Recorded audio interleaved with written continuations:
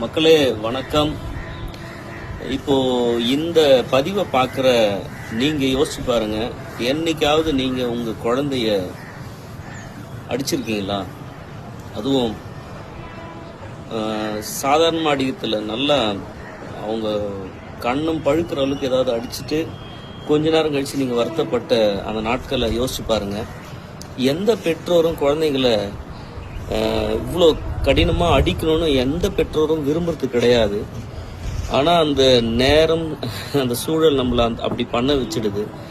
நம்ம இன்னைக்கு பார்க்க போகிற சிறுகதையில் இப்படி ஒரு சம்பவம் இருக்குது. அந்த சிறுகதையின் தலைப்பு மிட்டாய்க்காரன். எழுத்தாளர் கீவா ஜெகநாதன். இங்கே நம்ம நாமக்கல் பகுதியை சார்ந்தவர்.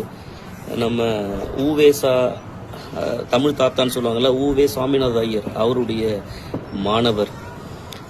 ஊவேசா யாருடைய மாணவர்னு உங்களுக்கு நல்லா தெரியும்.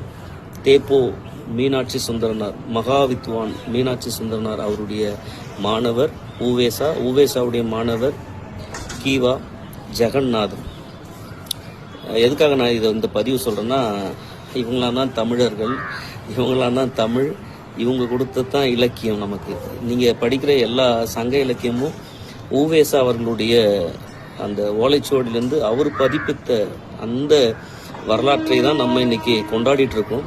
இந்த ஒரு மாபெரும் ஒரு ஜாம்பவான்கள், அந்த குரு பரம்பரைன்னு சொல்லுவாங்க வரிசையாக. பெரிய கடல், அந்த கடல்லேருந்து ஊற்றெடுத்த அடுத்த ஒரு தலைமுறை. அந்த வகையில் கீவா ஜெகநாதன் ஒரு பெரிய ஆளுமை. சொல்லுவாங்க, இந்த நாட்டுப்புற இலக்கியம்லாம் இருக்குல்ல, இந்த ஒப்பாரி, கும்மி, அப்புறம் ஏற்பாட்டு, இது எல்லாமே ஒரு தனி ஒரு பல்கலைக்கழகமாக கீவா ஜெகநாதன் அவர்கள் பண்ணியிருக்காங்க. இந்த நாட்டுப்புற இலக்கியங்கள் சொன்னாலே 3 பேர் சொல்லுவாங்க. அன்னகாமு, கீவா ஜெகநாதன், அதுக்கப்புறம் வானமாமலை. இவங்களாம் தான் நாட்டுப்புற இலக்கியங்களில் ஜாம்பவான்கள். அந்த வகையில் இன்னைக்கு இந்த மிட்டாய்க்காரன் சிறுகதையில் கீவா ஜெகநாதன் கொட்டிய அந்த உணர்வுகள் ரொம்ப முக்கியமானது. எல்லா உலகத்தில் இருக்கிற எல்லா பெற்றோர்களுக்கும் இது பொருந்தும். இந்த மிட்டாய்க்காரன் சிறுகதையில் வரக்கூடிய ஒரு முக்கியமான கதாபாத்திரம் ஒரு வியாபாரி. பெரும்பான்மை அவருடைய அந்த வியாபாரம் செய்யக்கூடிய இடம் பள்ளிக்கூடம்.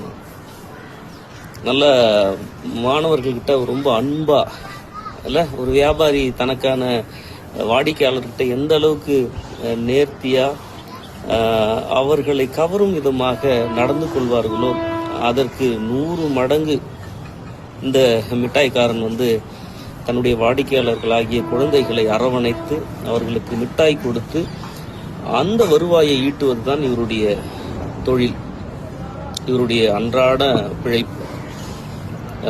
இன்றைய காலகட்டத்தில் சொன்னால் ஒரு நாளைக்கு 1000 ரூபான்னு வச்சுக்கோங்க. இது பழைய கதை. அப்போ இந்த அளவுக்கு வியாபாரத்தில் மும்முரமாக இருக்கிற இந்த மனிதர், அவருக்கு ஒரு குழந்தை. ஒரு நாள் அந்த குழந்தை இவர் வியாபாரத்துக்கு கிளம்பும்போது ஒரு மிட்டாயை எடுத்துடுது சாப்பிட்றதுக்கு. இவர் வியாபாரிகள்லாம் அந்த சென்டிமெண்ட்லாம் பார்ப்பாங்க. போனி ஆகலை, எடுத்த உடனே முதல் இந்த இலவசமெல்லாம் தரது இல்லை, இந்த மாதிரியான ஒரு நம்பிக்கைகள்லாம் அவங்களுக்குள்ள இருக்கும். அதில் எந்த வித மாற்று கருத்து இல்லாமல் இந்த மிட்டாய்க்காரனுக்கும் அப்படி ஒரு நம்பிக்கை. தன்னுடைய குழந்தை ஒரு மிட்டாய் எடுத்த அந்த கன நேரத்தில் கோபத்தில் அந்த குழந்தைய அடிச்சிருவார். அந்த குழந்தைக்கு 4 வயசு தான். 4 வயசு குழந்தைங்களுடைய அந்த மென்மையான தேகம் இருக்குல்ல, அப்போ நம்மளுடைய இந்த கடுமை என்ன சொல்றது, நல்லா கரடுமுரடான இந்த கைகள் அந்த மென்மையான குழந்தைகள் முகத்தில் அறையும் பொழுது நம்மளால் நினைச்சு பார்க்க முடியல.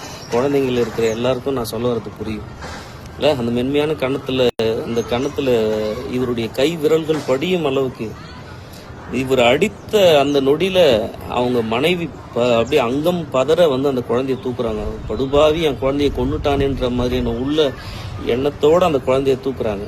ஆனால் சொல்ல முடியல, ஏன்னா அவர் ரொம்ப ஒரு கடுமையானவர். குடும்பத்துக்கு வியாபாரத்தில் நல்ல மென்மையானவர். அந்த குழந்தை வாயில் அந்த மிட்டாயை முழுங்கவும் முடியல, துப்பவும் முடியல. ஒரு மாதிரி அப்படி கண்ணீர் பெருக்கெடுக்க இவர் சிடுன்னு சொல்லிட்டு போயிடுறாரு. இந்த சனியனுக்கு இந்த மிட்டாய் தான் ஒரு கேடா, இது மிட்டாய் சாப்பிட்ற அளவுக்கு இது நல்லா பெரிய ஆளா அப்படின்ற அளவுக்கு தன்னுடைய குழந்தைய திட்டிட்டு அங்கேருந்து கடந்து போயிட்டாரு. அப்படி கடுமையாகவே போகிறாரு. இவர் போகிற வேகத்தில் ஒரு சின்ன கல் தடுக்கி விழுந்துடுறாரு. அவர் கையில் இருந்த மொத்த மிட்டாயும் காவால போயிடுச்சு. கன்னத்தில் கை வச்சுட்டு அந்த தடுக்கி விடப்பட்ட அந்த கல் மேலே உட்காந்துட்டு ஒரு நிமிஷம் யோசிச்சு பார்க்குறாரு. இவ்வளோ மிட்டாய் வீணாகி போச்சு, என்னுடைய குழந்தை அதில் ஒன்று எடுத்துச்சு, நான் ரொம்ப கொடுமையான ஒரு அப்பனா மாறிட்டணும் அப்படின்லாம் யோசிச்சு பார்க்குறாரு. அந்த காலியான மிட்டாய் தட்டை எடுத்துட்டு வீட்டுக்கு வர்றாரு. வழக்கத்துக்கு மாறாக இவர் சீக்கிரம் வந்த உடனே அவங்க மனைவி வந்து கேட்குறாங்க, என்னமோ பிரச்சனை ஆயிடுச்சு, இவன் ஏதோ ஒரு காரணத்தை சொல்லி என்னுடைய குழந்தைய கொல்ல போறானேன்ற மாதிரியான அந்த தாயின் பரிதவிப்பு. ஆனால் மாறாக தூங்கிட்டானா குழந்தை அப்படின்னு ஒரு தந்தைக்கே உரிய அந்த அன்புல கேட்குறாரு. இவங்களுக்கு கோபம் பெருக்கு எடுக்குது. அதை கேட்டு நீ என்ன பண்ண போற அப்படின்னு கேட்குறாங்க. ரொம்ப அழுதுகிட்டே இருந்தானான்னு கேட்குறாரு. இவங்களுக்கு கோபம் இன்னும் அதிகமாகுது. நீ பண்ண வேலைக்கு குழந்தை என்ன பண்ணுவான் அப்படின்னு. வீக்கம் எதனா ஆயிடுச்சா அப்படின்னு கேட்குறாரு. இந்த அம்மா புரிஞ்சிக்கினாங்க ஒரு கட்டத்துக்கு மேலே. என்ன இருந்தாலும் கணவர் இல்லை, அவர் சரி தன்னுடைய தவறை உணர்ந்துட்டான்ற அந்த எண்ணத்தோட பெருசாக ஒன்றும் வீக்கம் இல்லை, அழுதுனே இருந்தான், தூங்கிட்டான் அப்படின்னு. அப்புறம் நான் அப்படி பண்ணியிருக்க கூடாதுன்றத அவர் வெளிப்படுத்துறாரு. இனி என் குழந்தைய நான் அடிக்க மாட்டேன் அப்படின்னு சொல்லி விம்முறாரு. அந்த சூழல்ல யோசிச்சு பாருங்களேன், அந்த தந்தை அப்படி அடிக்கணுன்ற ஒரு நிலை, அவர் வியாபாரத்துக்கு போய் ஆகணும். அந்த காசு யாருக்காக? அந்த குழந்தைங்களுக்காக தான். அப்படி ஒரு மனிதன் ஒரு இரக்கமற்ற மனிதனாக மாறக்கூடிய நிலை வந்து அவனுடைய அன்றாட வாழ்க்கை முறை, பொருளாதார தட்டுப்பாடு தான். அதே நேரத்தில் அந்த தந்தைக்குரிய பாசத்தையும் அந்த எழுத்தாளர் காட்டுறாரு. மனைவியினுடைய புரிதல், அந்த ஏழ்மை நிலை, இப்படி எல்லார் வீட்லேயும் குழந்தைங்களை அடிச்சுட்டு அப்புறம் வருத்தப்படுறது தினசரி நடந்துகிட்டே இருக்கு.